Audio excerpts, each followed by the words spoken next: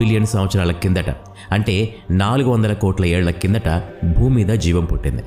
కోట్లాది సంవత్సరాల్లో జీవులు అనేక రకాలుగా మార్పులు చెందాయి. దీన్నే పరిణామం అంటున్నాం. మొక్కలు, జంతువులు, రకరకాల జీవజాతులు పుట్టుకొచ్చాయి.